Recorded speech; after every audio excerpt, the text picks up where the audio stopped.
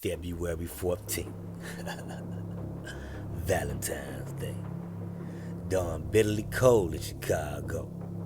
The wind howled through the city's concrete canyons, carrying with it a chill that cut to the bone.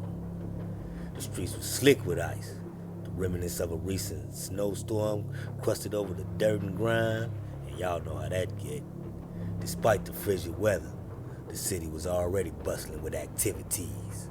The stockyards belched steam, streetcars chattered along the tracks, and people hurried about their business, bundled up against the cold weather.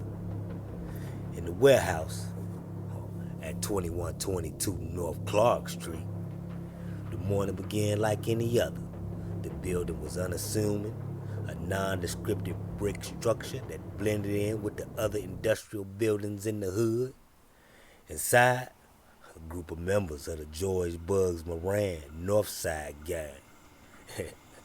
They gathered to discuss business. They had no inkling of violence that was about to befall them. But around 10:30 in the morning, a Cadillac sedan pulled up in front of the warehouse. Skirt. Out stepped 5 men, 4 dressed as police officers and 1 in plain clothes.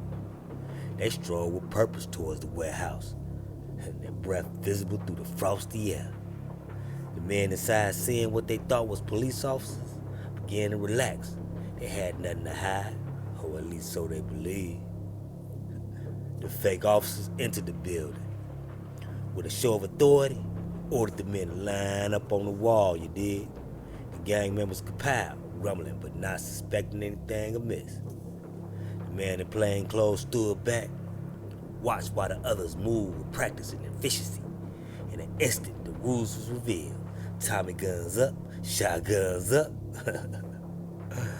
produced from up under their coats, and the men in uniform began to fire. Bang, bang, bang. You know how that Tommy thing get, right?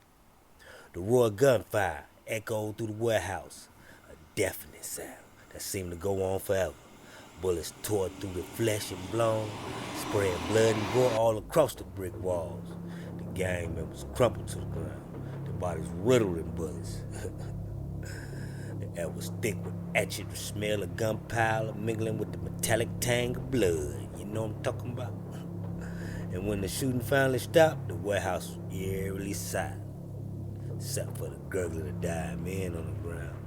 The assassins stood for a moment, surveying they work, you know what I'm saying, seeing the pictures that they painted. Satisfied that none was left alive, they holstered their weapons and walked out that joint, leaving the scene of carnage behind them.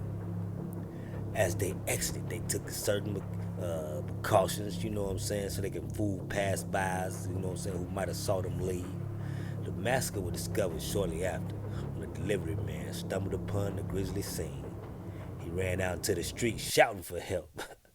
Police arrived quickly, but there was little they could do. The victims beyond saving. Bodies grotesque, twisted, and broken. You know what I'm talking about? But hey, among the dead was members of Moran's gang. You know what I'm saying? Albert, Adam, John May, you know, and a few cats. The news of the massacre spread like wildfire, sending shockwaves through the city and beyond. Newspapers splashed the story across the front pages, sensationalizing the details and speculating about who was responsible. Many people pointed finger at old Al.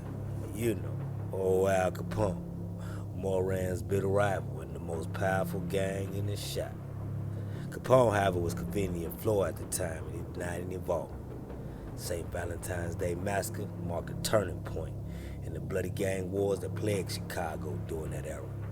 It underscored the ruthlessness of city's criminals underworld and the lengths to which they would go to maintain their power. You know, that's how it is. In the years that followed, the warehouse on North Clark Street became a grim symbol of the violence that gripped Chicago. The building was eventually torn down, but the memory still haunts the scene. And at any rate, welcome to Chicago.